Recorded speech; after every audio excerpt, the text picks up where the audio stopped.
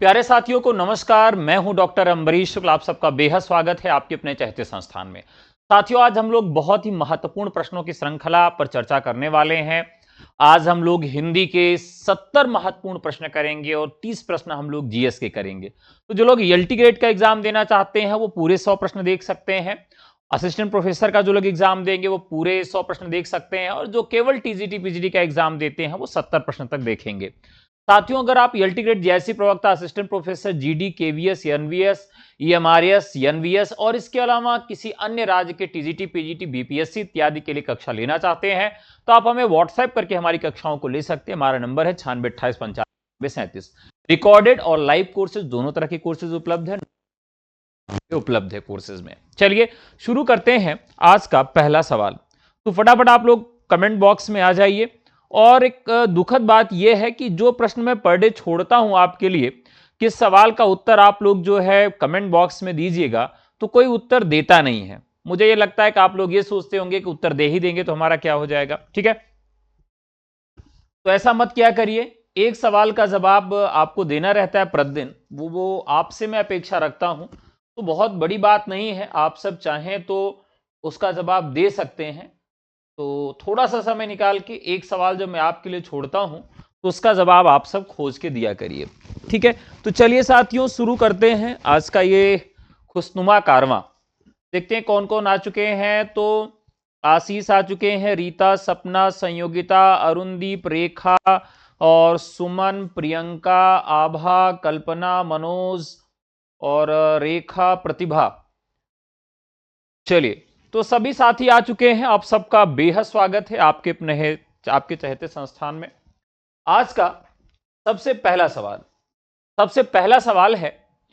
पहला सवाल क्या कहता है कि आचार्य शुक्ल के अनुसार हिंदी साहित्य का आविर्भाव कब से माना जा सकता है।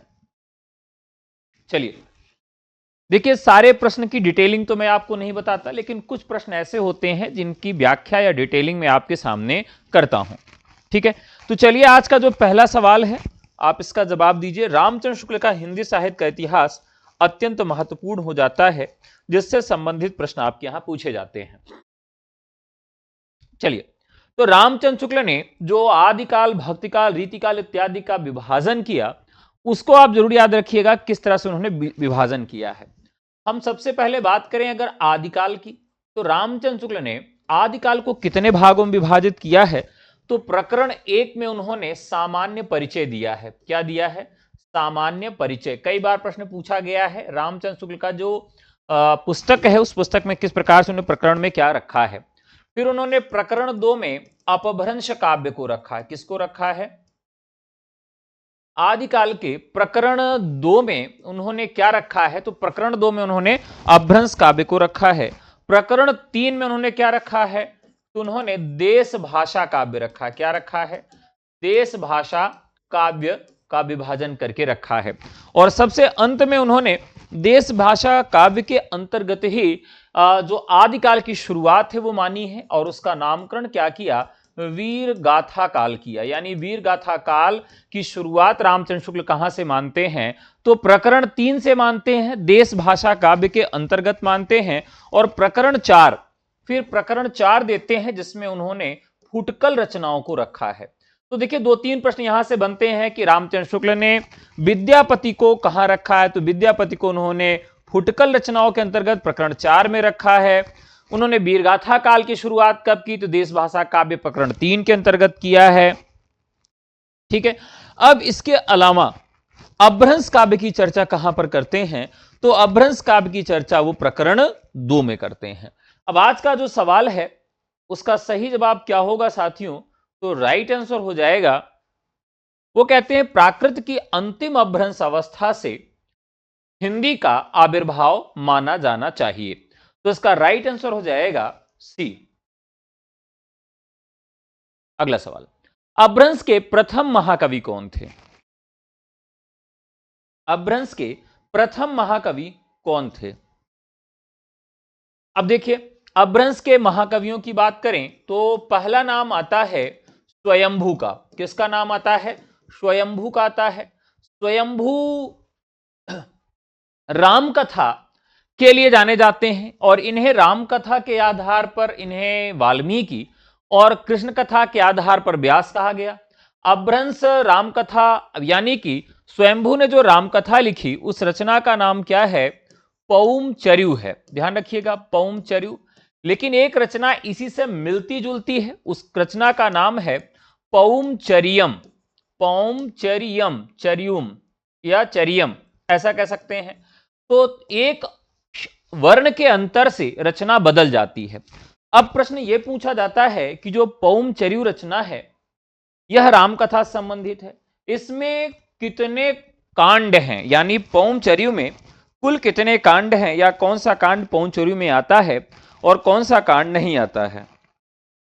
बताइए आप सब, पौमचर्यु में कौन सा कांड आता है या कुल कितने कांड हैं?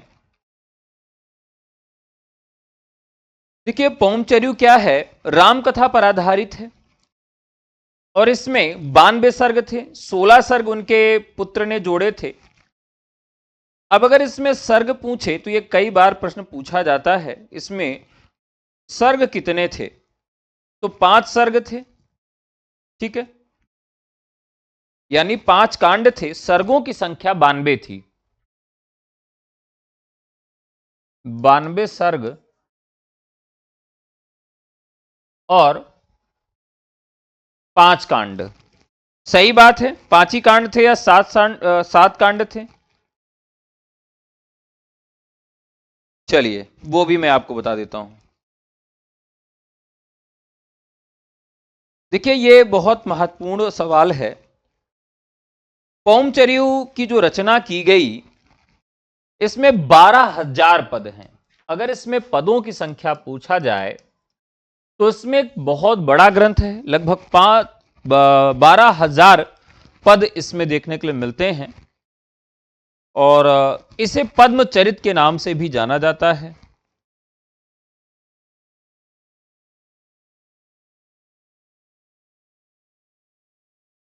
इसमें कुल 5 कांड हैं, ठीक है, ध्यान रखिएगा। इसमें कांड अगर आपसे पूछे तो कुल कांडों की संख्या साथियों कुल 5 कांड हैं। तो कौन कौन से कांड हैं यह भी आपसे प्रश्न पूछा जा सकता है। तो विद्याधर कांड, इसमें कितनी संधियां हैं? तो कुल संधियों की संख्या विद्याधर कांड में 20 हैं। अयोध्या कांड, इसमें कुल 22 संधियां हैं। सुंदर कांड, इसमें कुल 14 संधियां हैं। युद्ध कांड, इसमें कुल 21 संधियां हैं। उत्तर कांड, इसमें कुल 13 संधियां हैं। 5 कांड और अब यहां पर ध्यान रखिएगा, बहुत महत्वपूर्ण है। कई बार पूछ लिया जाता है कि इनमें से कौन सा कांड पौमचर्यु में नहीं है। तो पहला कांड विद्याधर कांड है, यानी कि जिसमें राम विद्या अध्ययन के लिए, विद्या को ग्रहण करने के लिए जंगल में जाते हैं फिर लौटकर अयोध्या आते हैं, फिर हनुमान जी लंका पे जाते हैं और फिर वहां जाके राम जी सीता के लिए युद्ध करते हैं, युद्ध कांड, और सबसे अंत में क्या होता है, सीता जी को लेकर चले आते हैं। तो इस प्रकार से यह कांड है और इसकी जो कथा है वो राम कथा, जो रामचरितमानस है, वाल्मीकि कथा जो है उससे काफी भिन्न है, काफी अलग है। तो इस तरीके से अब बात की जा रही थी अपभ्रंश के प्रथम महाकवि कौन थे? तो स्वयंभू हैं। स्वयंभू का साथियों समय भी पूछा जाता है कि स्वयंभू का समय क्या है। अब आप सब मुझे बताइए कमेंट में, 7वीं शताब्दी इनका समय है या 8वीं शताब्दी समय है? तो आदिकाल के जितने भी कवि जिनको प्रथम कवि कहा जाता है, इन्हें प्रथम कवि कहा जाता है, यानी प्रथम आदि कवि भी कहा जाता है। हिंदी का वाल्मीकि जो है वो संस्कृत के हैं, तो प्रथम आदि कवि की अगर बात की जाए हिंदी साहित्य में तो वो स्वयंभू को माना जाता है। अब स्वयंभू का समय भी आपसे पूछा जाता है कि इनका समय क्या है, तो इनका समय 7वीं शताब्दी है या 8वीं शताब्दी, ये आप सब मुझे कमेंट करके बताएं। चलिए, 8वीं शताब्दी, 7वीं शताब्दी। चलिए, तो ध्यान रखिएगा, स्वयंभू का समय मोस्ट इंपॉर्टेंट है। आदिकाल के जो भी कवि हैं उनका समय जरूर याद रखिएगा।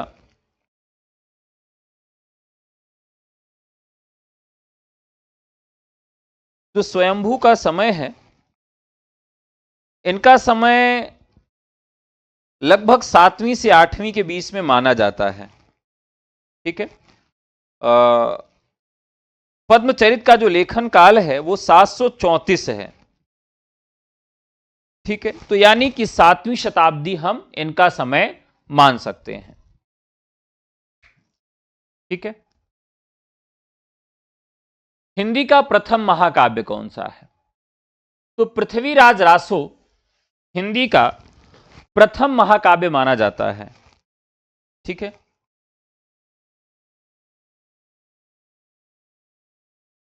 पृथ्वीराज रासो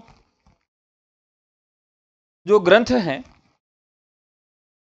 इसमें कुल कितने सर्ग हैं? तो यह साथियों रासक शैली में लिखा गया है। किस शैली में? रासक शैली में। कुल इसमें 69 समय सर्ग हैं। अब यहां पर प्रकृति का जो स्वरूप है वह उद्दीपन के लिए आया है। देखिए, प्रकृति का जो वर्णन किया जाता है या तो आलंबन के लिए होता है या तो उद्दीपन के लिए होता है। आलंबन और उद्दीपन का मतलब क्या है? मान लीजिए कि आपकी एक प्रेमिका है, अब आप बरसात के महीने में उसके साथ घूम रहे हैं और उस समय बिजली चमकी, वो डर के मारे आपके सीने से लग गई। तो यहां प्रकृति जो है वो आपके प्रेम को और उद्दीप्त करने के लिए आई हुई है। यानी प्रेम या रस को, जो भी रस इत्यादि उसको उद्दीप्त कर दे, बढ़ा दे। तो इस ग्रंथ में जो प्रकृति है वो उद्दीपन के रूप में आई है।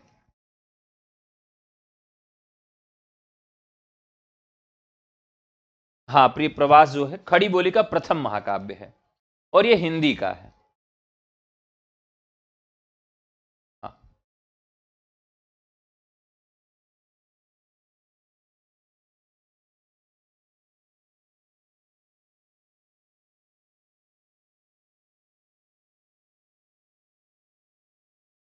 देखिए, जो स्वयंभू के जन्म की बात है कि उनका जन्म कब हुआ, तो इस पर भी विद्वानों में एक मत नहीं है। स्वयंभू को के जन्म को लेकर विद्वान क्या है, एक मत नहीं है। उसके पीछे का कारण क्या है कि अलग अलग लोगों ने स्वयंभू का जो जन्म है वो अलग अलग माना है। स्वयंभू 783 के आसपास विद्यमान थे, यानी 8वीं शताब्दी का अगर हम देखें तो 8वीं शताब्दी का जो पूर्वार्ध है या उत्तरार्ध है, तो 8वीं शताब्दी का जो पूर्वार्ध है वहां पर ये विद्यमान थे। ठीक है, तो इनका कोई एग्जैक्ट डेट नहीं मिलता है, फिर भी यहां पर 8वीं शताब्दी का पूर्वार्ध हम मान सकते हैं। पृथ्वीराज रासो के विषय में हम सब बात कर रहे थे। पृथ्वीराज रासो, इसमें पृथ्वीराज चौहान के जीवन का वर्णन किया गया है और पृथ्वीराज की मृत्यु का वर्णन अंतिम सर्ग में मिलता है और इस ग्रंथ को भी पूरा उनके पुत्र चंद्रबरदाई के पुत्र जल्लहड़ ने किया था। ठीक है, इसमें 10,000 से ज्यादा छंद हैं और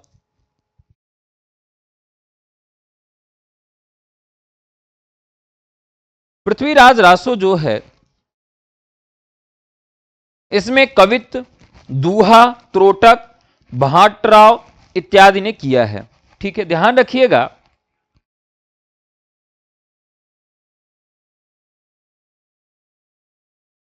आगे आल्हा खंड परमाल रासो किसने लिखा है? देखिए, आल्हा खंड जो परमाल रासो है, इसके विषय में एक प्रश्न और पूछा जाता है, इसका पहली बार संपादन किसने कराया था? परमाल रासो। अब यह रचना वीर गाथात्मक रचना है। कलिंजर और महोबा के शासक परमाल परमर्दिदेव के दरबारी कवि थे। 13वीं शताब्दी के आसपास यह रचना मानी जाती है। आल्हा उदल परमल देव के सेनापति थे और उनके रहतबे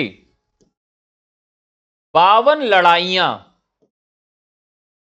कितनी? 52, 52 लड़ाइयां इन्होंने जीती थी। परमाल रासो रचना में यह प्राप्त होता है। आल्हा जो है वो एक लोक गाथा है जो पूर्वांचल में वर्षा ऋतु में गाया जाता है और यह वीर छंद में गाया जाता है।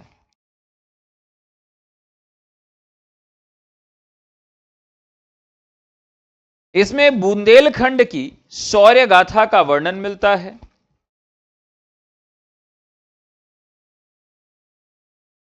ठीक है,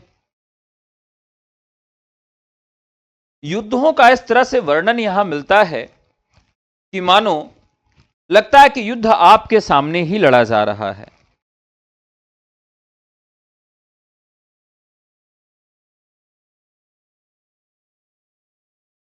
इतने सुन कै राय लंगरी नयनाय गन लाल होई जाए। आप लोगों ने देखा होगा, चार्ल्स इलियट ने 1865 में इसका पहली बार प्रकाशन करवाया था। इतनी सुन कै राय लंगरी नयनागल अगन लाल होई जाए, ऐसा देखो ना काहू को डोला ले दिल्ली को जाए। अरे बातन बातन बात बढ़ गई और बातन में बढ़ गई रार, दोनों दल में हल्ला हो गयो और छत्र गई लई तलवार, पैदन केसल पैदल भिड़ गए। अब युद्ध का पूरा वर्णन भी है कि किसके साथ कौन लड़ा है। और पैदल के संग पैदल भिड़ गयो और असरवन संग सरवार, चली सिरोही 3 पहर लो और बह चली रकत की धार। अपन परायो ना पहचानो सबके मारी मारी रटलाग, सेना में फिर भगदड़ मच गई गेर मच गई आ भागम भाग। इस तरह से यह वीर रस की रचना है और इस तर्ज पर, इस धुन पर बहुत सारी रचनाएं लिखी गई हैं। तो युद्धों का जो सजीव चित्रण मिलता है, सजीव वर्णन जो मिलता है, वो जगनी के आल्हा खंड से ही मिलता है। तो दरअसल आल्हा खंड जो है उसी का एक भाग है। आल्हा खंड क्या है? उसी का एक भाग है। इनमें से हिंदी साहित्य का इतिहास किसने नहीं लिखा? तो देखिए, सबने लिखा है।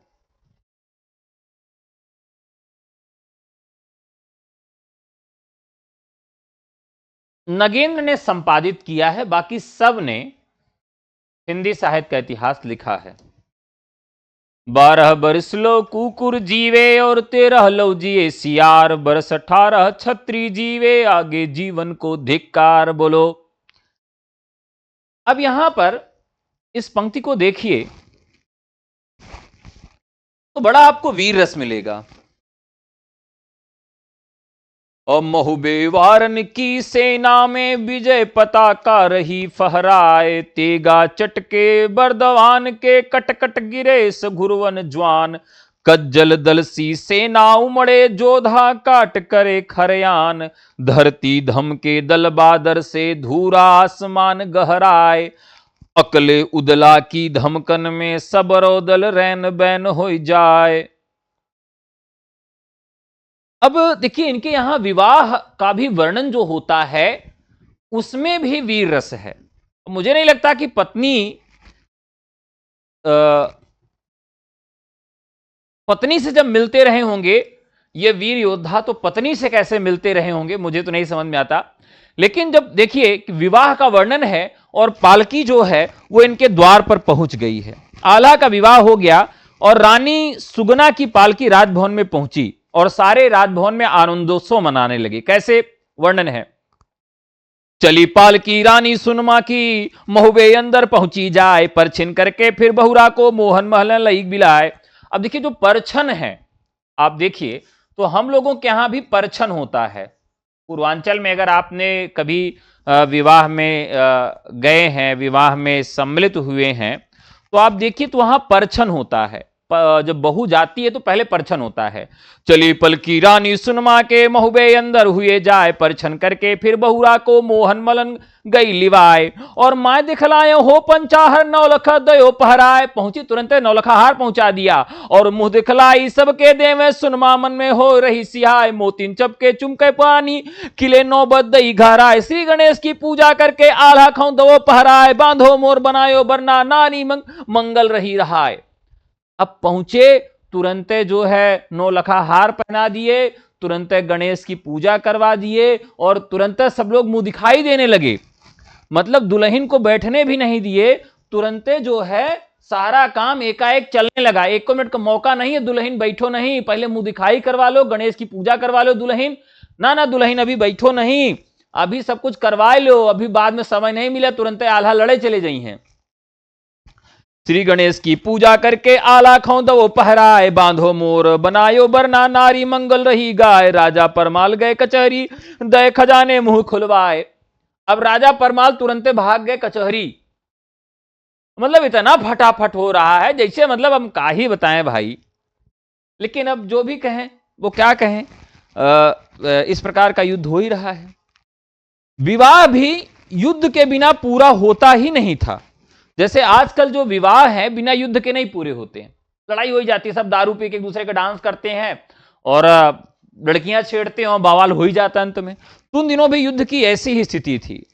ताही समया नेपाली ने छत्रिन लियो बुला, इतनी बात सुनी रूपना की, राजा रोषमंत हो जाए। बोला बैठो देखो जाके लियो मूड कटवाए, जीवित न जान पैबो जाको नेग दे निपटाए। इतनी बात सुनी सब छत्री खे चले, सरासर तलवार चली सिरोही बंगला भीतर होन लगी फिर मारम मार। अरे पूरन ठाकुर एक पटना को बानो मारो गुर्ज संभार, और बार बचा गो रूपान बारी अपनी सांग दई है मार।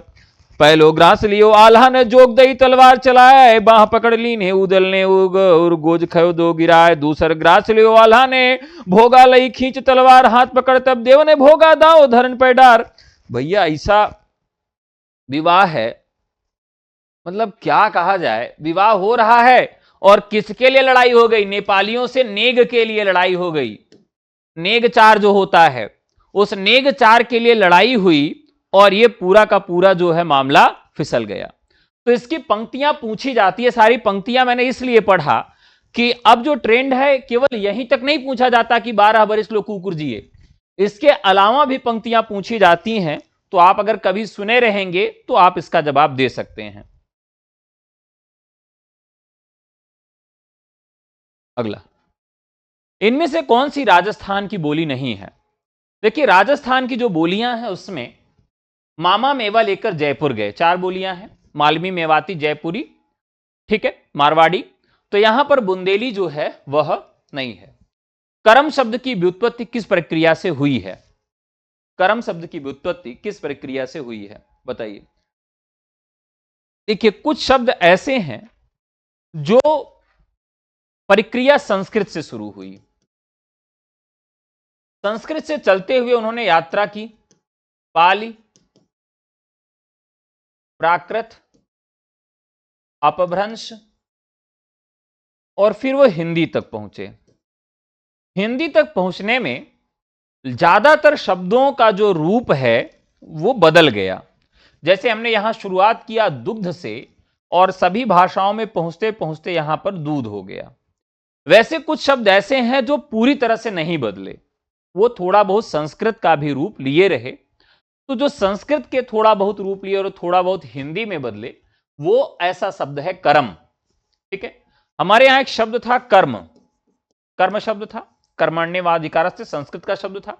अब उस कर्म का तद्भव होते होते कर्म पहुंच गया। ठीक है, तो कर्म बाद में क्या बन गया, काम बन गया। ठीक है, तो काम क्या हो गया, पूरी तरह से तद्भव हो गया। लेकिन ये कर्म जो है वो अर्ध तत्सम रह गया, यानी ये हिंदी में भी नहीं पहुंच पाया पूरी तरह से और संस्कृत भी नहीं रह गया, बीच की स्थिति हो गई इसकी। स्वाभाविक स्वागत इन शब्दों में कौन सा उपसर्ग है?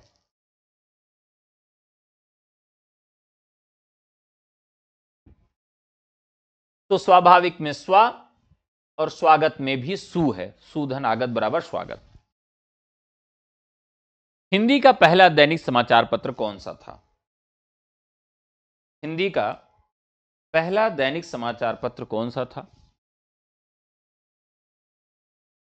तो उदन मार्तंड सही है जवाब। देखते हैं कितना लोग सही जवाब देते हैं। फटाफट बताइए, जल्दी करिए। देखिए 40 का बी एकदम सही जवाब है। समाचार सुधा वर्षण, दरअसल उदन मार्तंड हिंदी का पहला समाचार पत्र था, ना कि ये समाचार पत्र दैनिक था, क्योंकि दैनिक जो था वो समाचार सुधा वर्षण था। ठीक है, तो राइट आंसर हो जाएगा आपका बी। अमी हलाहल मद भरे सेत श्याम रतनार जियत मरत झुकी झुकी परत जही चितवत एक बार। कल ही हम लोगों ने इस पंक्ति के विषय में चर्चा किया था।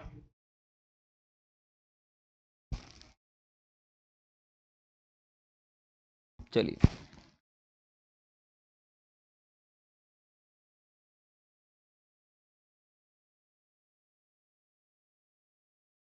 इसका अर्थ क्या है?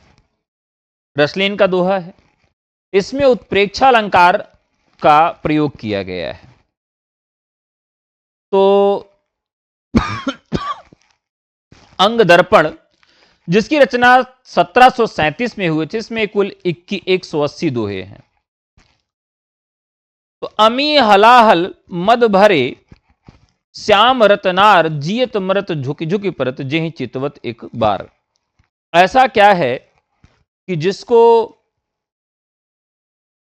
वो एक बार वो देख लेती है तो बेचारा वो जो है वो झुक झुक मर जाता है, ऐसा क्या है?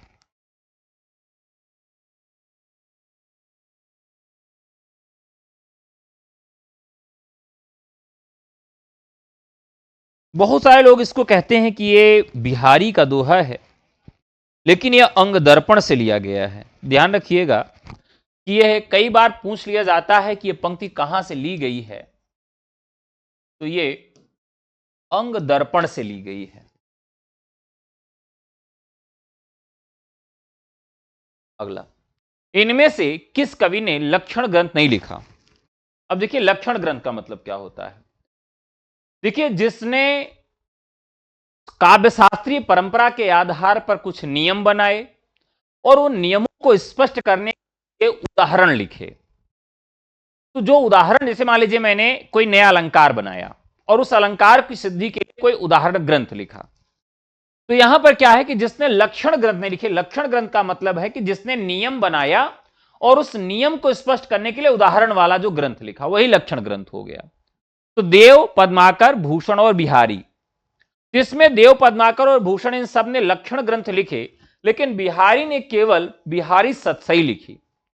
बच्चन सिंह इनको क्लासिकल कवि कहते हैं, बाकी ये रीत सिद्ध कवियों के अंतर्गत आते हैं। ठीक है, बरवे नायिका भेद के रचनाकार कौन है?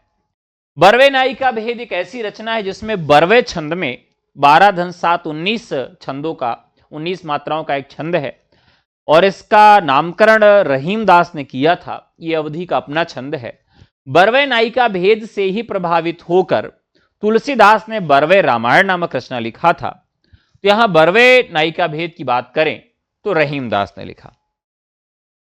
इनमें से कौन वैष्णव भक्ति के आचार्य नहीं है? वल्लभाचार्य, मध्वाचार्य, शंकराचार्य और रामानुजाचार्य। ये तो आसान सा सवाल है। देखिए यहां एक नाम आपको मिलेगा शंकराचार्य का। शंकराचार्य अद्वैत वेदांत की बात करते हैं, ये वैष्णव धर्म की बात नहीं करते हैं। ठीक है, बल्कि वल्लभाचार्य, मध्वाचार्य और रामानुजाचार्य ये सब आते हैं वैष्णव भक्ति के अंतर्गत। ठीक है, तो यहां पर शंकराचार्य आपका राइट आंसर हो जाएगा। कुल मिलाकर जो शंकराचार्य हैं, इनको प्रच्छन्न बोध कहा जाता है, यानी सगुण और निर्गुण का जो समन्वय किया इन्होंने, यह इनका महत्वपूर्ण कार्य था। इनमें से काशी नागरिक प्रचारणी सभा के संस्थापकों में नहीं है तो राम, श्याम, शिव, ठीक है। तो राम आएंगे, श्याम आएंगे और शिव आएंगे, यानी रामचंद्र शुक्ल नहीं आते, रामनारायण मिश्र आते हैं। साहित्य जनसमूह के हृदय का विकास है, यह परिभाषा किसकी है? देखिए, बालकृष्ण भट्ट की है। किसकी है? बालकृष्ण भट्ट। देखिए, भारतेंदु युग और द्विवेदी युग के कवियों को आप याद रखिए कि कौन सा कवि किस काल के अंतर्गत आता है, ठीक है। तो बालकृष्ण भट्ट का भी नाम इसी तरह से है। बालकृष्ण भट्ट मुख्य तौर पर निबंधकार के तौर पर जाने जाते हैं और 1884 में इनका जन्म होता है। नाटककार और निबंधकार थे। प्रयागराज में इनका जन्म हुआ था, ठीक है।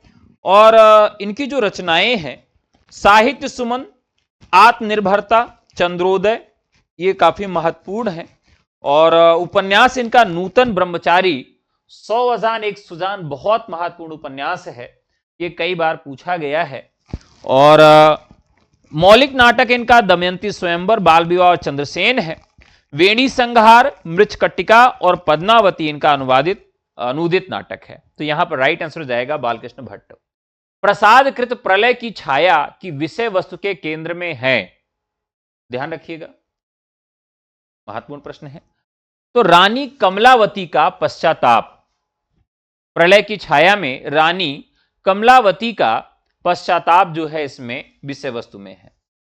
निम्नलिखित में से कौन सी रचना उपन्यास नहीं है? रात का रिपोर्टर, विषाद मठ, पश्यंती और अजय की डायरी, ये बहुत महत्वपूर्ण रचनाएं हैं।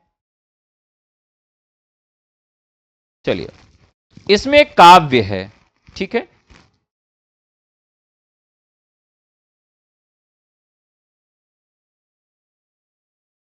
तो यहां पर पश्यंती जो है, इसका अर्थ क्या होता है? तो पश्यंती का मतलब होता है वेश्या।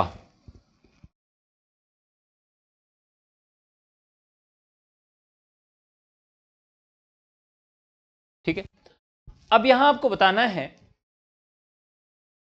पश्यंती क्या है। एक निबंध है, ठीक है।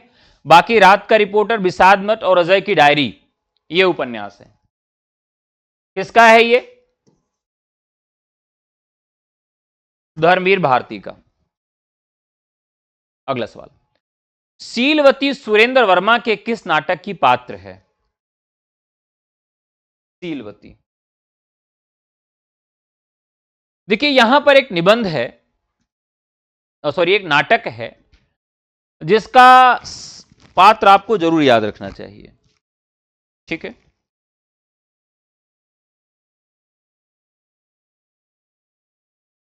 सूर्य की अंतिम किरण से पहली किरण तक,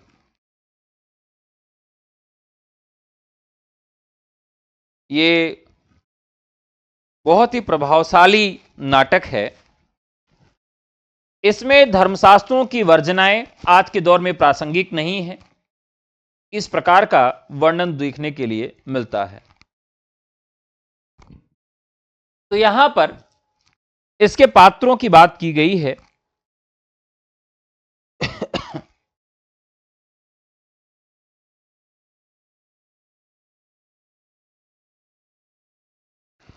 इसके पात्र महात्रिका, एक पात्र मिलेगा महात्रिका,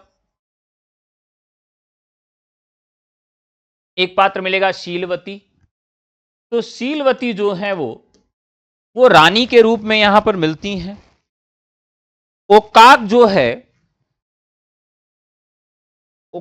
जो है वो यहां पर राजा के रूप में मिलता है। तो इस तरीके से याद रखिएगा। 1975 में 1975 में यह नाटक लिखा गया था।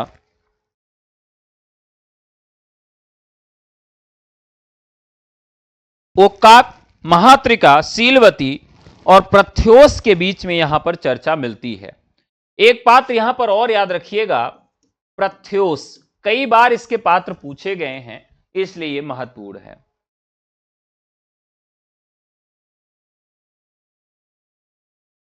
अगला, प्रयोगवाद को बैठे ठाले का धंधा किस आलोचक ने कहा था?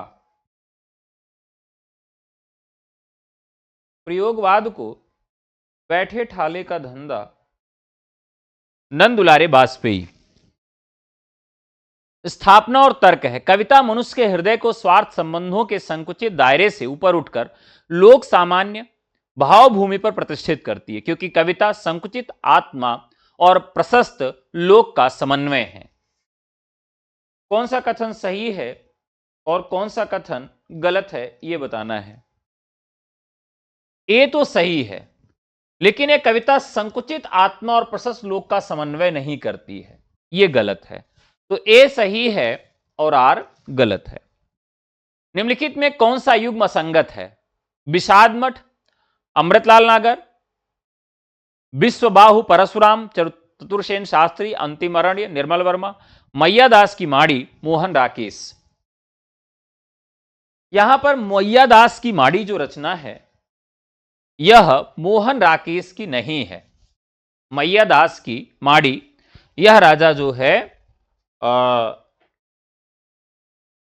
इनकी रचना नहीं है, बाकी सारी रचनाएं सही हैं।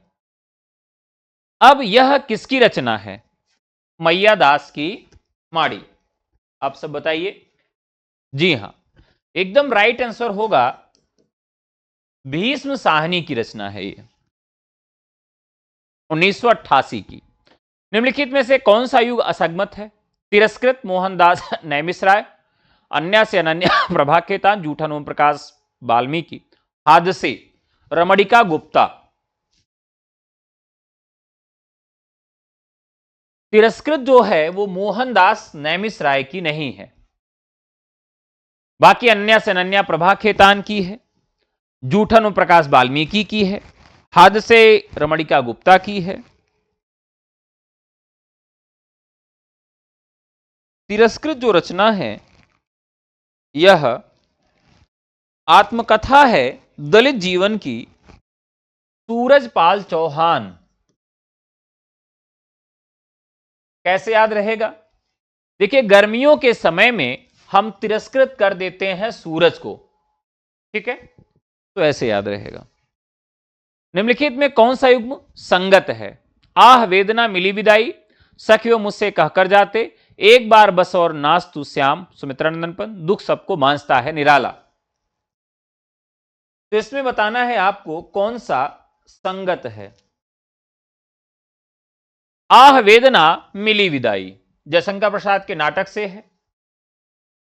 सखी वो मुझसे कहकर जाते, ये मैथिली शरण गुप्त का है, यशोधरा से। दुख सबको मांझता है, ये बहुत लोग कंफ्यूज हो जाते हैं कि ये किसकी पंक्ति है।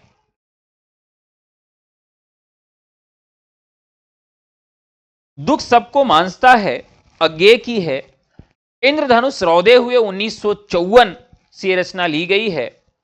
दुख सबको मांझता है, चाहे स्वयं मुक्ति देना वह न जाने, किंतु जिनको मांझता है उन्हें यह सीख देता है सबको मुक्त रखें। ठीक है, अगला, प्रकाशन काल की दृष्टि से सही अनुक्रम है चित्रलेखा, सन्यासी, निर्मला, ना आने वाला कल।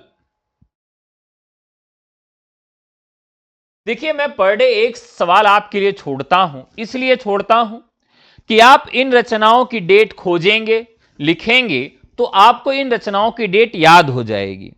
और मैं अगर यहां पर केवल इनकी डेट लिख दूं तो आप क्या करेंगे?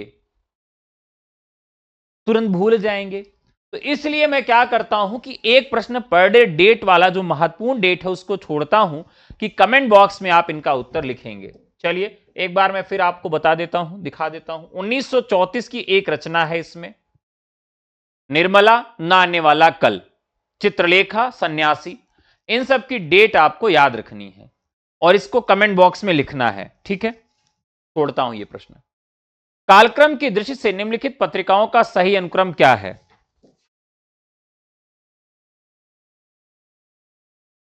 बताइए। देखिए, ये सारी पत्रिकाएं आपके लिए बहुत महत्वपूर्ण हैं। सुधा, रूपाभ और हिंदी प्रदीप,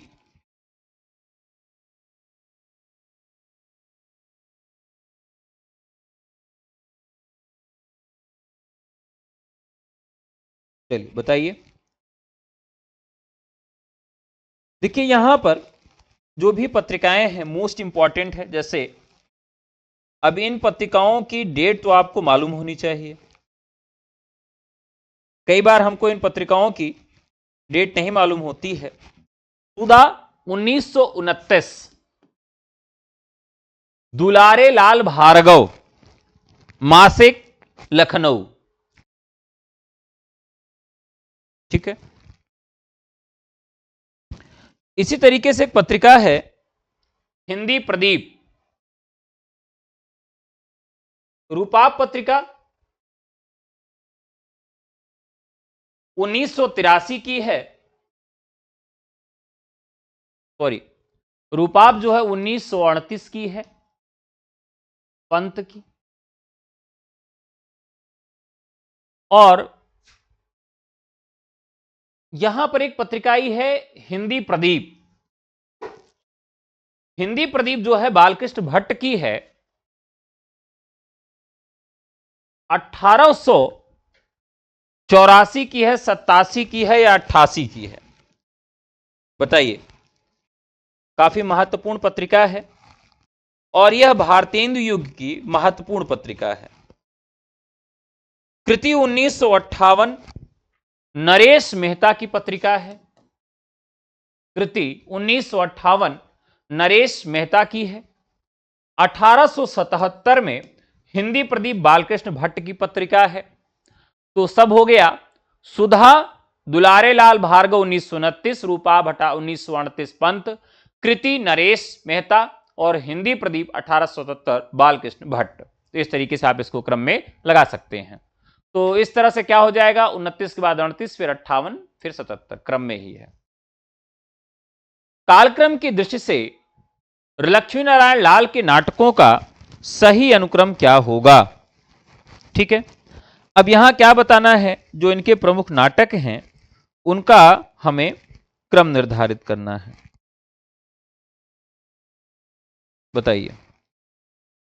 अब यहां पर लक्ष्मी नारायण लाल और लक्ष्मी नारायण मिश्र, इसमें बड़ा कंफ्यूजन हो जाता है।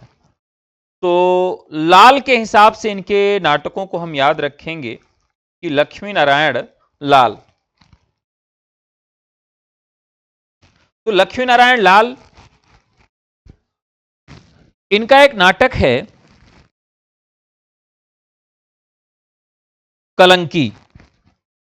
1969 में पौराणिक धारणाओं पर लिखा गया नाटक है, पौराणिक हिंदू मिथक पे लिया गया है। बलराम की तीर्थ यात्रा 1983 का नाटक है। अंधा कुआं मोस्ट इंपॉर्टेंट है, इसकी डेट तो आपको याद रखना है। इनका पहला नाटक है ये 1955 में। और फिर एक नाटक इनका आता है मादा कैक्टस, ये उसके बाद आता है। 1959 में लिखा गया नाटक है और यह नाटक एक प्रकार से प्रतीकात्मक नाटक है। ठीक है, तो क्या हो जाएगा, कलंकी 1969, बलराम की तीर्थ यात्रा 1983, अंधा कुआं 1955 और मादा कैक्टस 1959। निम्नलिखित ग्रंथों के प्रकाशन का सही क्रम बताइए। देखिए, इसका एक ट्रिक है, क्योंकि हर बार यह पूछा ही जाता है। कैसे याद रखा है, बाण चार पुन पोथा, यानी किसी को आपने 4 बाण मारा, 4 डंडा मारा और फिर कहा बेटा चलो अब पढ़ो, पोथा उठा लो। तो बाण चार पुन पोथा, ये हजारी प्रसाद द्विवेदी के उपन्यास हैं जो बहुत ही महत्वपूर्ण हैं और इनका क्रम तो पूछा ही जाता है। ठीक है, तो बाण चार पुन पोथा, ये इनका क्रम हो गया। अब हजारी प्रसाद द्विवेदी को हम किसका समकालीन मानेंगे, किसके समकालीन वो उपन्यास लिख रहे थे? प्रेमचंद के समकालीन मानेंगे या प्रेमचंद के बाद के नाटककारों में उनको रखेंगे? उनका स्थान कहां पर आएगा? तो बाणभट्ट की आत्मकथा 1946 में लिखा गया। ऐतिहासिक उपन्यासकारों में ये आते हैं। चार चंद्रलेखा 1963 में लिखा गया उपन्यास है। पुनर्नवा 1973 में लिखा गया है और अनाम दास का पोथा ये सबसे अंत में 1976 में लिखा गया है। इससे संबंधित पिछली बार प्रश्न पूछा गया था। तो छंदोग्य उपनिषद पर आधारित यह रचना है। छंदोग्य उपनिषद पर आधारित है। औपनिवेशिक कृति है। इसमें उस जीवन का वर्णन किया गया है। पुनर्नवा लोरिकायन एवं मृतकटिकम पर आधारित है। चारु चंद्रलेख राजा सातवाहन और चंद्रलेखा पर आधारित है। बाणभट्ट की आत्मकथा के पात्र पूछे जाते हैं तो ध्यान रखिएगा इसके पात्र कौन कौन से हैं। बाणभट्ट, निपुणिका और न्यूनिया, इसके 3 पात्र जरूर याद रखिएगा। निम्नलिखित संस्थाओं की स्थापना का सही अनुक्रम क्या है? हिंदी साहित्य सम्मेलन काशी, नागरिक प्रचारणी सभा, केंद्रीय हिंदी निदेशालय, दक्षिण भारत हिंदी प्रचार सभा। चलिए देखिए, यह भी बहुत महत्वपूर्ण है, कौन किस क्रम में किस संस्था का जन्म हुआ है। तो हिंदी का प्रचार प्रसार करने वाली ये प्रमुख महत्वपूर्ण संस्थाएं हैं। बताइए,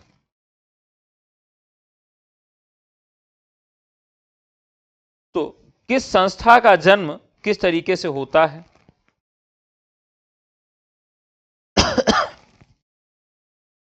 हिंदी साहित्य सम्मेलन 1910, हिंदी साहित्य सम्मेलन 1910। फिर आता है काशी नागरिक प्रचारणी सभा,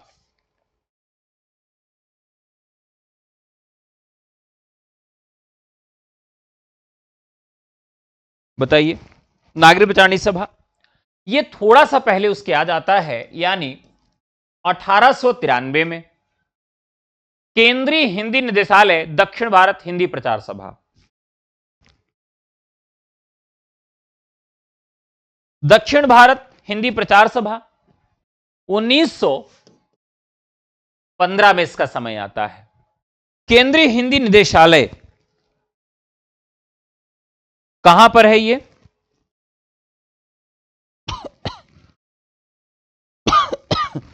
तो यह आपके लिए छोड़ रहा हूं, बताइए आगरा में है या और कहीं है? अब यहां पर 1910, 1893, 1915, अब इसका क्रम देखते हैं। तो सबसे पहले 1893 वाला जाएगा, यानी काशी नागरिक प्रचारणी सभा इसमें आ रहा है।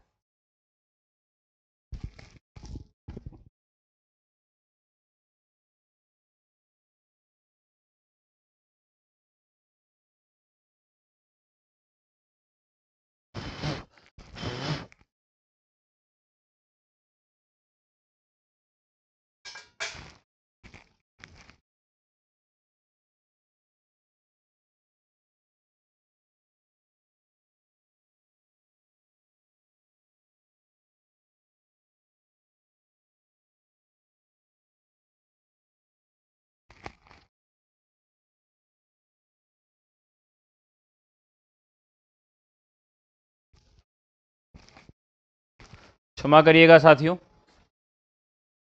तो सी ऑप्शन इसका सही हो जाएगा। अगला, इतिहास की दृष्टि से हिंदी महाकाव्यों का सही अनुक्रम क्या है? अरे कुछ नहीं भाई, कॉफी बनाने के लिए दूध रखा था और जब धुआं कमरे तक आने लगा तो मालूम चला कि अब सब धुआं धुआं हो गया है। चलिए, रोज कॉफी पीते थे, आज की कॉफी जल गई। अक्सर ये हो जाता है, तो कोई नई बात नहीं है। चलिए, बात कर रहे थे इतिहास की दृष्टि से हिंदी महाकाव्यों का सही अनुक्रम क्या है। साकेत, लोकायतन, प्रियप्रवास, कामायनी, इन सब की डेट जो है, साकेत 1931 की रचना है। कामायनी बहुत महत्वपूर्ण है, 1935 की है। प्रियप्रवास 1914 का है। और लोकायतन बहुत महत्वपूर्ण है, यह 1964 की रचना है, पंत की।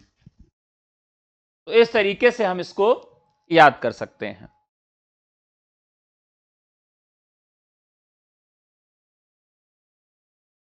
अरे भाई, मच्छर कहां से घुसेगा।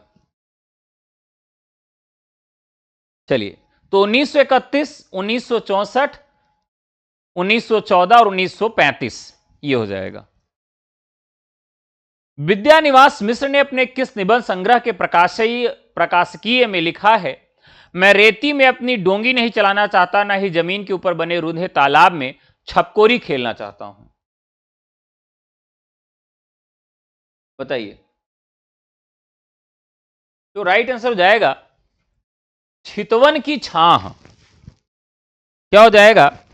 चितवन की छाह, विद्यानिवास मिश्र। अब देखिए, यहां पर जो निबंध हैं विद्यानिवास मिश्र के, बहुत महत्वपूर्ण हैं। हरिशंकर परसाई के निबंध बहुत महत्वपूर्ण हैं। तो चितवन की छाह जो निबंध है, यह काफी महत्वपूर्ण है। तो चितवन की छाह, हल्दी धूप, कदम की फूली डार, तुम चंदन हम पानी, आंगन पंछी और बाजारा मन, मैंने सिल पहुंचाई, वसंत आ गया पर कोई उत्कंठा नहीं, मेरे राम का मुकुट भीग रहा है। यह जरूर याद रखिएगा, 1974। मेरे राम का मुकुट भीग रहा है। तो ये याद रखिएगा, चितवन की छाह में इन्होंने यह बात लिखी है। दूसरी परंपरा की खोज किसकी कृति है? दूसरी परंपरा की खोज किसकी कृति है? तो यह है नामवर सिंह की। भारतेंदु का निबंध नहीं है, भारत और सोन्नत कैसे हो सकती है, बंग भाषा की कविता, अद्भुत अपूर्व स्वप्न, कलिराज की सभा। तो ये जो इनका है कलिराज की सभा, यह इनका निबंध नहीं है। किसका निबंध है? महावीर का है। बताएं। कलिराज की सभा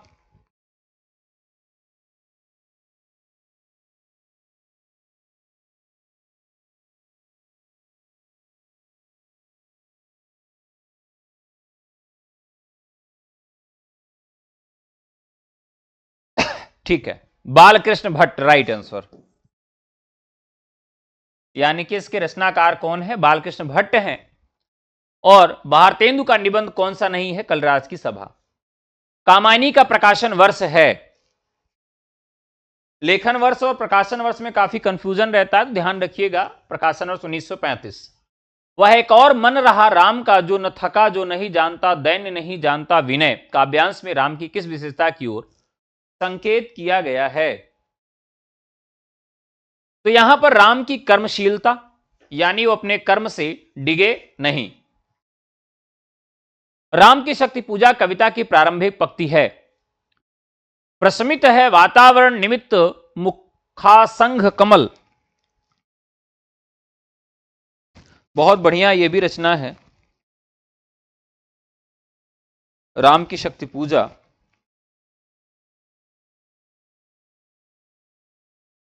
रवि हुआ अस्त ज्योति के पत्र पर लिखा, अमर रह गया राम रावण का पराजय समर, आज का तीक्ष्ण षड विधृत क्षिप्र कर वेग प्रखर, शतसेल संवरणशील नील नभ गर्ज अर्जित स्वर प्रतिपल परिवर्तित व्यूह भेद कौशल समूह राक्षस विरुद्ध प्रत्युह क्रुद्ध कपि विषम हूह विच्छुरित वहिन राजीव नयन हत लक्ष्य बाण लोहित लोचन रावण मद मोचन महीयान राघव लाघव रावण वारण गत युग्म प्रहर उद्धत लंकापति मर्दित कपि दल दल विस्तार अनिमेष राम विजय दृष्टि सर भंग भाव विदंग बंद कोदंड मुस्ति खर रुधिर श्राव रावण प्रहार दुर्वार विकल वानर दल बल मूर्छित सुग्रीव अंगद भीषण गवाक्ष गय नल वारित सौमित्र भल्लभपति अगणित मल्ल रोध गर्जित प्रलयंधि क्षुब्ध हनुमत केवल प्रबोध उद्गीरित वहति भीम पर्वत कपि चतुः प्रहार जानकी भीर उर आशा भर रावण संवर।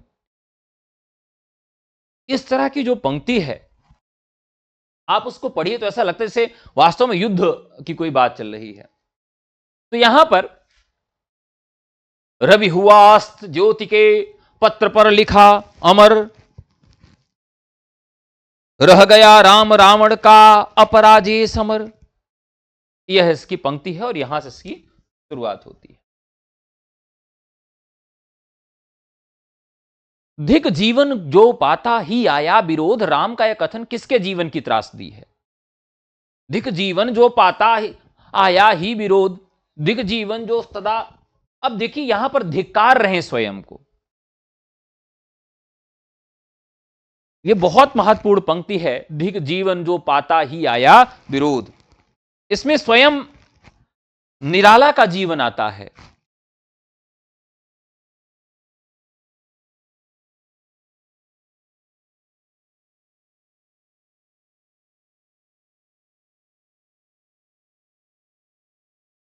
तो ये पंक्तियां भी वहीं से ली गई हैं और दरअसल कृतिवास रामायण, क्योंकि निराला जी का जन्म भी बंगाल में होता है, मेदिनीपुर में, तो पूरा जो परंपरा है, जो इनके दिमाग में सारी चीजें हैं, जो संस्कार है वो बंगाली है और वहां शक्ति की अधिक पूजा होती है। नवरात्रि बहुत अच्छे से मनाया जाता है, काली की पूजा बहुत अच्छे से होती है।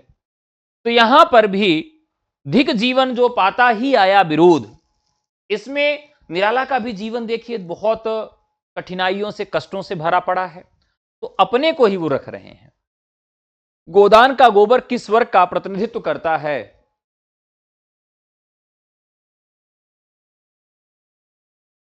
रूढ़ विरोधी नई पीढ़ी के विकास, किसान युवक का। अंधेर नगरी नाटक के किस अंग में बाजार का दृश्य चित्रित किया गया है?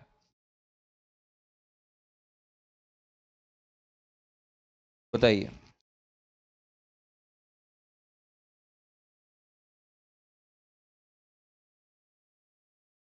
अंधेर नगरी जो नाटक है इसमें कुल 6 अंक हैं।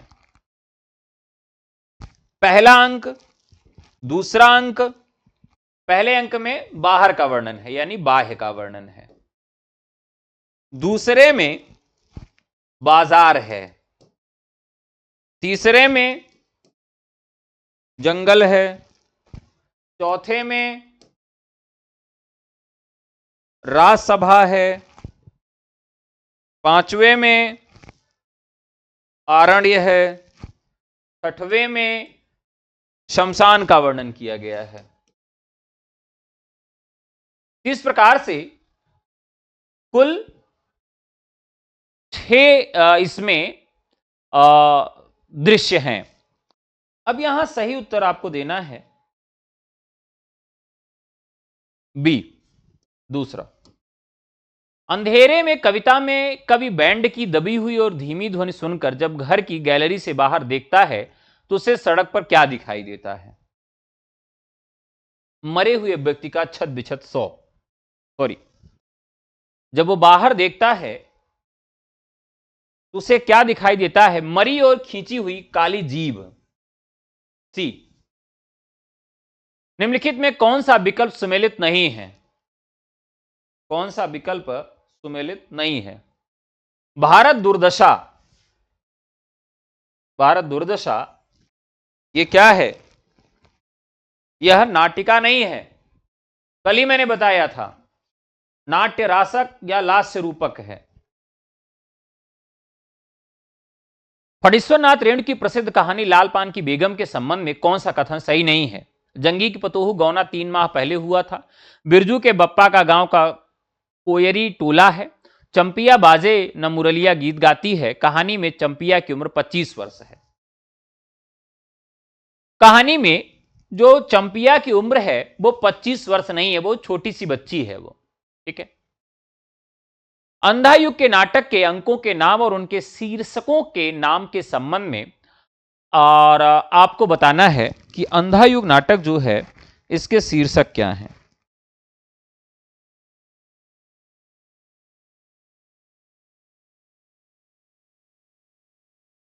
चलिए देखते हैं। कौरव नगरी, पशु का उदय, अश्वत्थामा का अर्धसत्य, गांधारी का साप, विजय क्रमिक आत्महत्या और समापन। तो इसमें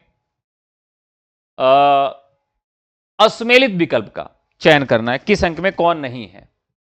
तो इस तरीके से तृतीय अंक जो है विजय का क्रमिक हत्या, अश्वत्थामा का अर्धसत्य होगा। यहां पे उपन्यासों को उनके रचनाकारों और उसके विषय वस्तु के साथ सही विकल्प का चयन करिए। 7 नदियां एक समुंदर, नासिरा शर्मा, आधुनिक ईरान की पृष्ठभूमि पर रक्त रंजित इस्लामिक क्रांति का चित्रण, चक्रव्यूह, श्रवण कुमार गोस्वामी, विश्वविद्यालय परिसर की वास्तविकताओं का अंकन, धूप छाई रंग, गिरीश अस्थाना, द्वितीय विश्व युद्ध और दफ्तर की जिंदगी का चित्रण, किस्सा लोकतंत्र, विभूत नारायण राय, पहाड़ी स्त्री, रामरती की भटकन एवं मनोदशा का वर्णन।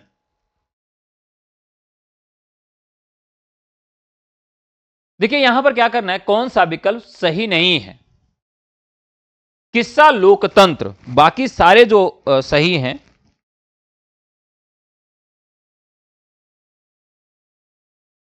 किस्सा लोकतंत्र उपन्यास जो है यह विभूत नारायण राय का है और इसमें लोकतंत्र की विरूपीकरण का तथ्यात्मक बयान है। तो ध्यान रखिएगा यह आपका सही नहीं है।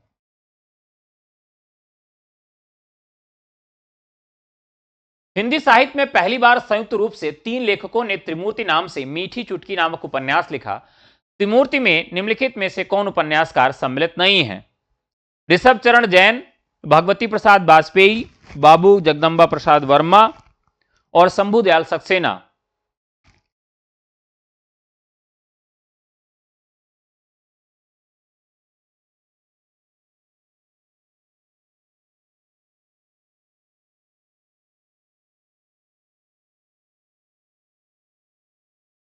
चलिए अब यहां पर कितने प्रश्न होंगे, अब बस आप घबराइए नहीं, जल्दी खत्म कर रहे हैं। तो यहां पर ऋषभ चरण जैन नहीं है, भगवती बाबू और शंभू, भगवती बाबू शंभू हैं। अगला सवाल, राजा राधिका रमण प्रसाद सिंह की प्रसिद्ध कहानी कानों में कंगना के किस कहानी संग्रह में संकलित है? तो यह कुसुमांजलि में है। आह इन लहरों में मेरा विनाश हो जाए कथन है तो बुद्धगुप्त का है। प्रसाद जी की कहानियों का कालक्रमानुसार सही विकल्प क्या होगा? देखिए प्रसाद की कहानियां बहुत महत्वपूर्ण हैं और इनकी डेट भी आपको याद करना पड़ेगा। जैसे इनके कुछ नाटक हैं तो नाटकों को आपने याद किया, कुछ उपन्यास हैं जो उसको भी याद रखना है, इसी तरह से इनके कहानियों को भी आपको याद रखना है। तो जयशंकर प्रसाद की जो कहानियां हैं प्रेमचंद के समकालीन है ये, और प्रतिध्वनि, आकाश, आंधी और इंद्रजाल। 1911 में इनका ग्राम शीर्षक से इंदु पत्रिका में पहली कहानी प्रकाशित होती है। छाया 1912 में आती है। प्रतिध्वनि 1926 की कहानी है, यानी इसके पहले छाया आई थी। फिर आकाशदीप आती 1928 में और आंधी आती 1931 में और इंद्रजाल 1936 में। ये एकदम क्रम में है, कैसे याद रखेंगे कि पहले छाया आई, उस छाया की प्रतिध्वनि से आकाश में दीप जलने लगे, फिर आंधी आ गई और इंद्रजाल छा गया। इस प्रकार से इसको हम याद कर सकते हैं। आकाशदीप कहानी संदेश देती है,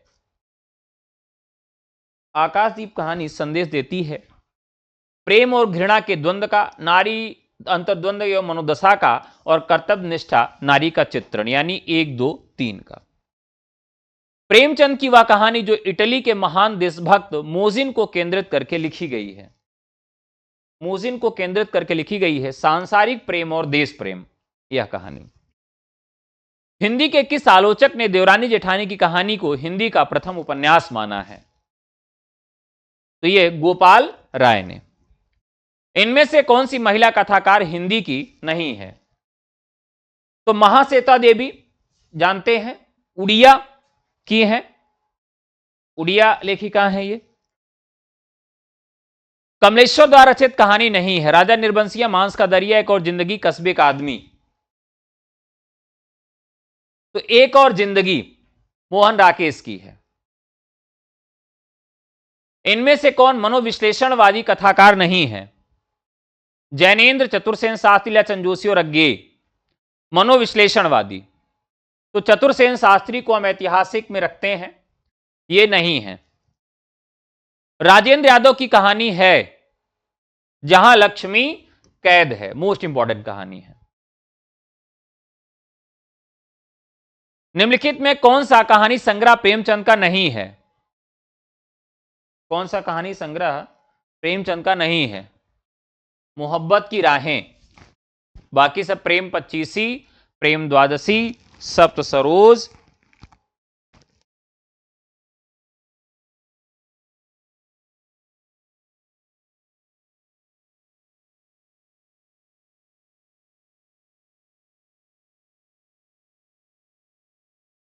अगला सवाल स्थापना और तर्क का है। काव्य भाषा को सहज होना चाहिए और उसे वैचित्र्य, वक्ता, अलंकार आदि के आडंबर से मुक्त होना चाहिए। अलंकार उक्त वैचित्र का प्रयोग श्रेष्ठ कवि ही कर सकते हैं।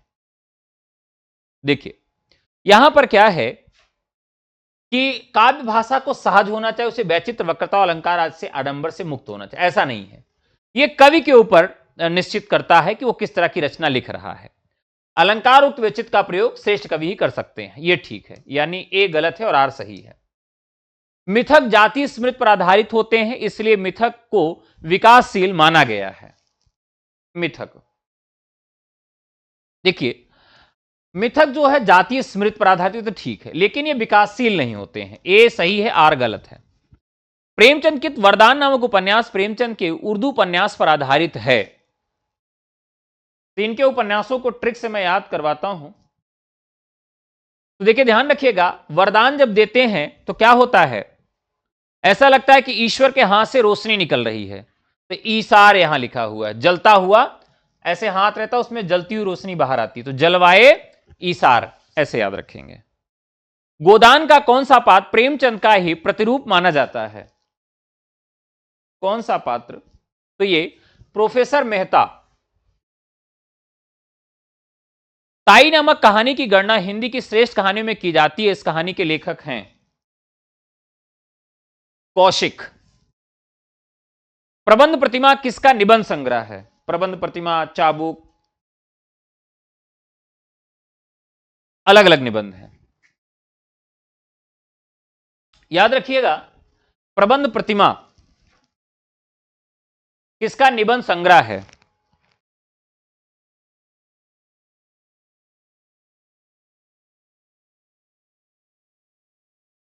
तो ये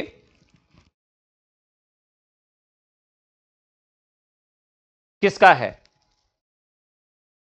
इतना आसान सा सवाल है यार, आसान सवाल का जवाब नहीं दे पा रहे हो, कैसे करोगे? एकदम राइट आंसर है, प्रबंध प्रतिमा, चाबुक इत्यादि निराला का है। कौन सी कहानी गैगरिन शीर्षक से प्रकाशित हुई थी? रोज, अज्ञेय की कहानी इन्हीं की है। हास्य रस के कहानी लेखकों में कौन शामिल नहीं है? रजनी पनिकर, पारिकर है, बाकी सब लोग हास्य के अंतर्गत आते हैं। हिंदी की प्राणधारा डॉक्टर हजारी प्रसाद द्विवेदी ने किसे मानी है? तो अपभ्रंश को, क्योंकि मानते हैं कि वहीं से हिंदी का विकास हुआ है। 84 वैष्णव की वार्ता के रचनाकार हैं? इनमें से कोई नहीं। 84 वैष्णव की वार्ता और 252 वैष्णव की वार्ता किसकी रचना है? बताइए।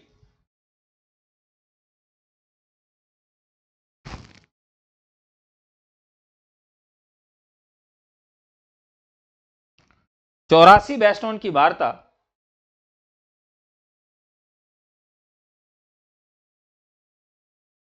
अरे एक आध तो उत्तरवा दे दीजिए भैया।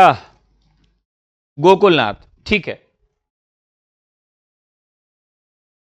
संसार भर की नीति और शिक्षा का अर्थ मैंने यही समझा है कि आत्म सम्मान के लिए मर मिटना ही दिव्य जीवन है। कथन किस नाटक से संबंधित है? तो चंद्रगुप्त नाटक से संबंधित है। कृदंत निम्नलिखित शब्दों में कौन सा है? यानी क्रिया से बने हुए जो शब्द हैं, क्रिया और प्रत्यय के जुड़ने से वो कृदंत कहलाते हैं। यहां आपको यही बताना है। लड़ना क्रिया है, लड़ाई। गोरी स्तुतधाये तू गोरी अनुस्त पंक्ति में किस ग्रंथ से उद्धृत है? पृथ्वीराज रासो अपभ्रंश से। पश्चिमी हिंदी किस अपभ्रंश से विकसित हुई है? सौर सैनी से। अब ये साथियों हिंदी के सारे कथन समाप्त हुए, हिंदी के सारे प्रश्न समाप्त हुए। ठीक है। हिंदी से संबंधित कोई भी बैच लेना चाहते हैं, TGT, PGT, LT grade, assistant professor, GIC प्रवक्ता, बीपीएससी या एमपी के लिए टीजीटी पीजीटी, हमें व्हाट्सएप कर सकते हैं 9628959237 पर। डीट प्लस बी जहां जीएस पूछा जाता है, एलटी ग्रेड जहां जीएस पूछा जाता है और असिस्टेंट प्रोफेसर जहां जीएस पूछा जाता है, वो लोग रुके रहेंगे, उनके लिए 30 प्रश्न और है। ठीक है, तो चलिए शुरू करते हैं।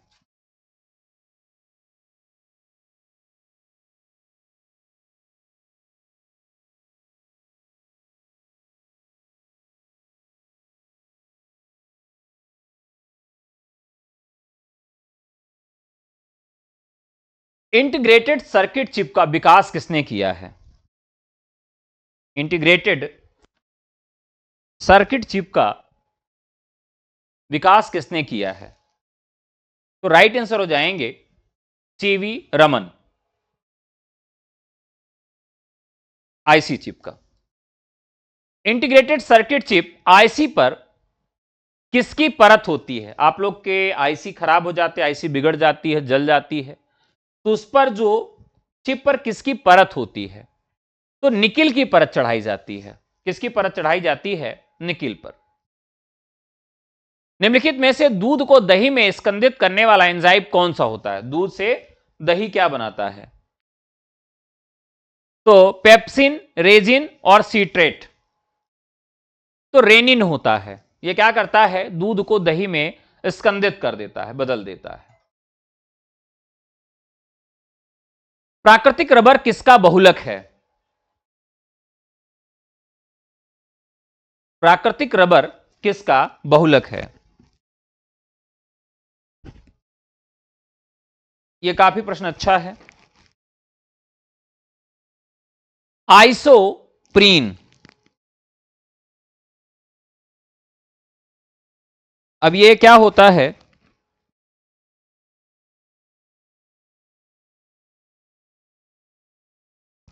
दरअसल आइसोप्रीन जो शब्द है यह केमिस्ट्री से जुड़ता है और यह सिंथेटिक रबर के निर्माण में प्रयोग किया जाता है। स्टाइरिन और आइसोप्रीन स्टाइरिन ब्लॉक सह पॉलीमर और ब्यूटाइल रबर के निर्माण में, हाइड्रोकार्बन रेजिन के उत्पादन में और टेप्रान के संश्लेषण में भी इसका उपयोग किया जाता है। तो आइसोप्रीन क्या करता है? रबर जो हम बनाते हैं उसमें इसका प्रयोग किया जाता है।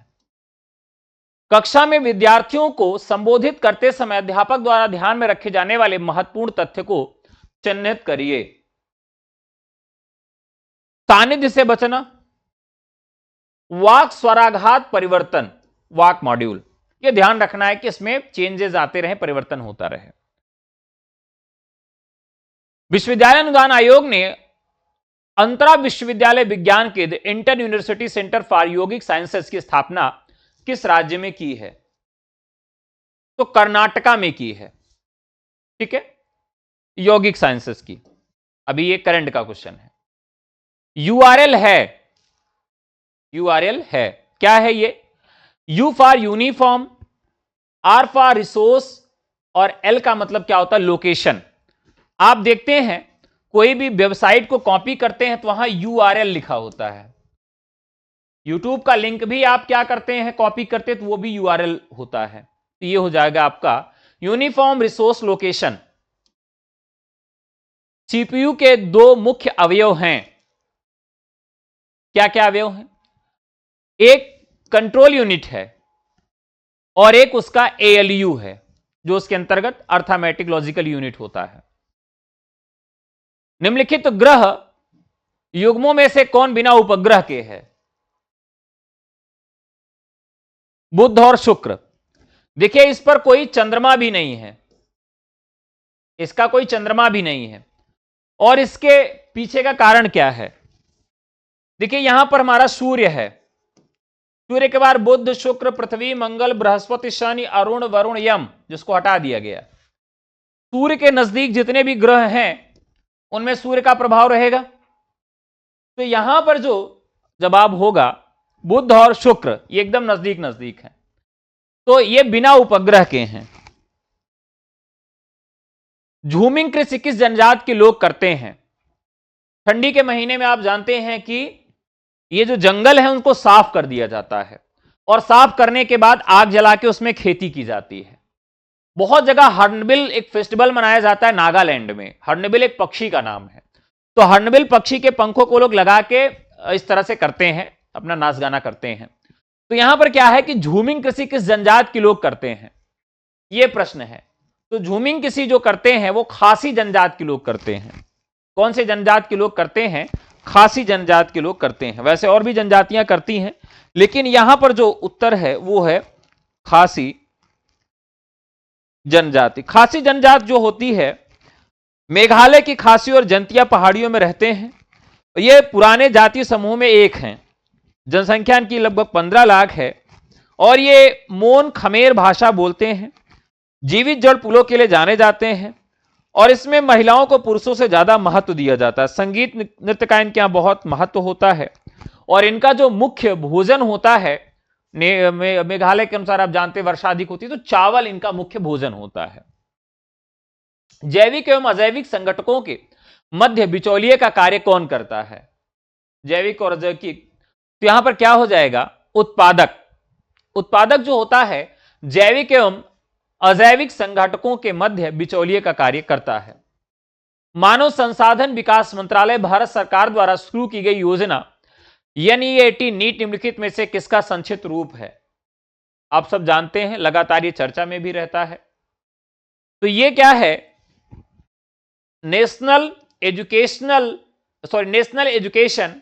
अलायंस फॉर टेस्टिंग, एक एजेंसी है जो टेस्ट कंडक्ट कराती है, यानी national education alliance for testing, option B. Joystick किस प्रकार की युक्ति है? जॉयस्टिक इनपुट है या आउटपुट है?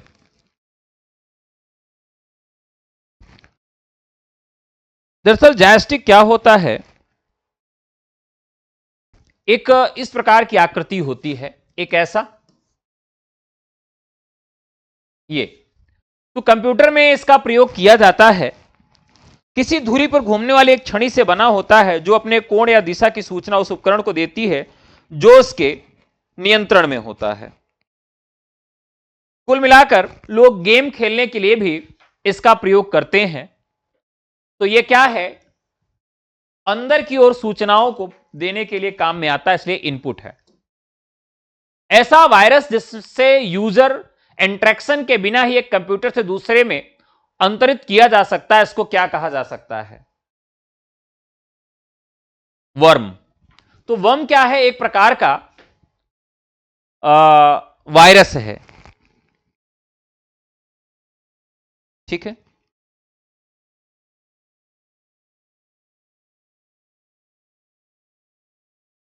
देखिए वर्म वायरस क्या होता है? यह कंप्यूटर प्रोग्राम है जो अन्य कंप्यूटरों में फैलने के लिए खुद को दोहराता है। यह अक्सर अपने आप को फैलाने के लिए कंप्यूटर से दूसरे कंप्यूटर में पहुंच जाता है। तो वर्म क्या है, इसको आप यह भी कह सकते हैं कि प्रोग्राम है। दशमलव संख्या 75 का द्विधारी समतुल्यांक क्या है? ठीक है, तो अगर इसको हम निकालेंगे 75 को, तो अंत में हमको बचेगा क्या, क्योंकि जो हमारा कंप्यूटर है इसी बाइनरी नंबर में ही सारी चीजों को करता है, तो 1001011 ये बचेगा। हमारी आकाश गंगा के केंद्र की परिक्रमा करने में सूर्य को कितना समय लगता है? तो सूर्य को 23 करोड़ वर्ष लगते हैं। कितने वर्ष लगते हैं? 23 करोड़ वर्ष। कौन सा महत्वपूर्ण अक्षांश भारत को लगभग 2 बराबर भागों में विभाजित करता है? तो 23 डिग्री 30 उत्तर, ये इसका राइट आंसर हो जाएगा। सोन नर्मदा नदियां निकलती हैं। सोन नर्मदा नदियां निकलती हैं मध्य प्रदेश के अमरकंटक पर्वत से। पर्यावरण किससे बनता है? तो ये जीवी घटक, भूआकृतियों और अजैविक घटक सबको मिलाकर ही पर्यावरण चारों तरफ का जो आवरण है वो मिलाकर ही बनता है। ग्रीन पीस इंटरनेशनल का मुख्यालय कहां है? तो ये एम्स्टर्डम है, एम्स्टर्डम में। निम्नलिखित में से पारिस्थितिकी तंत्र का कौन सा एक जीवी संगठक नहीं है? देखिए, यहां जीवी संगठक कहा गया है, वनस्पति होगा, जीवाणु होगा, जानवर होगा, लेकिन वायु क्या है? वो जीवी संगठक नहीं है। अंतरराष्ट्रीय टाइगर दिवस कब मनाया जाता है? अंतरराष्ट्रीय टाइगर दिवस 29 जुलाई को, मोस्ट इंपॉर्टेंट डेट है। सबसे ज्यादा टाइगर भारत में मध्य प्रदेश में पाए जाते हैं। कथन: भारत का संविधान सबसे अधिक लंबा हो गया है। कारण: मौलिक अधिकारों का अध्याय अमेरिका संविधान के मॉडल के रूप में लिया गया। अब यहां आपको बताना है क्या सही है और क्या गलत है। देखिए, ए तो सही है, ठीक है, आर भी सही है, लेकिन ए आर की व्याख्या नहीं है। ए आर की व्याख्या नहीं है, तो यहां ध्यान रखना है कि ए आर की व्याख्या नहीं है। ए आर दोनों सही है, परंतु ए आर की व्याख्या नहीं करता। भारत के राष्ट्रपति अपनी शक्तियों का प्रयोग करते हैं। भारत के राष्ट्रपति अपनी शक्तियों का प्रयोग कैसे करते हैं? सीधे भी कर सकते हैं और अपने अधीनस्थ अधिकारियों के द्वारा भी, यानी राज्यपाल या और जो उनसे संबंधित अधिकारी उनसे भी। राज्य विधान परिषद का प्रावधान भारतीय संविधान के किस अनुच्छेद में रखा गया है? अनुच्छेद 171। ऋग्वेद काल में जनता निम्न में से मुख्यतः किसमें विश्वास करती थी? ऋग्वेद काल में बलि और कर्मकांड पर बहुत ज्यादा फोकस था। मूर्ति पूजा, एकेश्वर और देवी पूजा का उतना चलन नहीं था, बल्कि मूर्ति पूजा थी ही नहीं। पिछड़े वर्गों का उत्थान किसका मुख्य कार्यक्रम था? पिछड़े वर्गों को मुख्य धारा में लाया जाए तो सत्य शोधक समाज किसका था? सत्य शोधक समाज। सत्य शोधक समाज की जो स्थापना है 24 सितंबर 1873 को महाराष्ट्र पुणे में की गई थी। ठीक है, सूची का यहां पर सुमेलन करना है, यानी कौन से खिलाड़ी किससे संबंधित है, कौन सा खेल वो खेलते हैं। खिलाड़ियों को उनके खेल से सुमेलित करना है। चलिए करते हैं। 2 4 1 3। केनेरो हेम्पी शतरंज, पीवी सिंधु बैडमिंटन, अभिनव बिंद्रा निशानेबाजी, मैरी कॉम मुक्केबाजी संबंधित है। सी। सूची को सम्मिलित करिए। जयमंडल आरक्षित क्षेत्र कहां पर, कौन से राज्य में है? जयमंडल आरक्षित क्षेत्र जो हैं वो कौन से किस राज्य में हैं?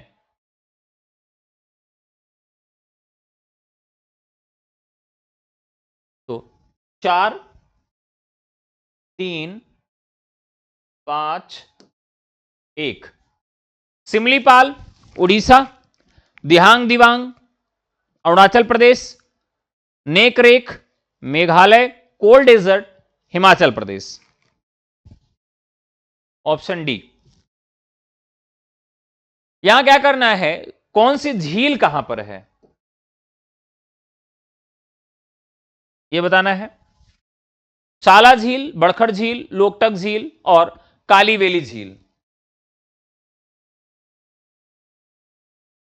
साला झील अरुणाचल प्रदेश, बड़खड़ झील हरियाणा, लोकटक झील मणिपुर और कालीवेली झील तमिलनाडु में उपस्थित है। ठीक है,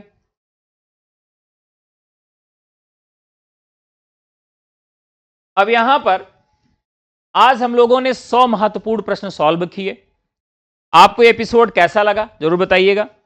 अगर आप सब हमारे नए बैच से जुड़ना चाहते हैं तो व्हाट्सएप करके जुड़ सकते हैं। हमारा नंबर है 9628959237। DSSB LT ग्रेड और असिस्टेंट प्रोफेसर के बैचेस शुरू हैं। आप चाहें तो इस नंबर पर व्हाट्सएप करके हमसे जुड़ सकते हैं। तो आज की कक्षा यहीं तक, फिर आपसे मुलाकात होगी नए एपिसोड में। तब तक के लिए नमस्कार, धन्यवाद, जय हिंद।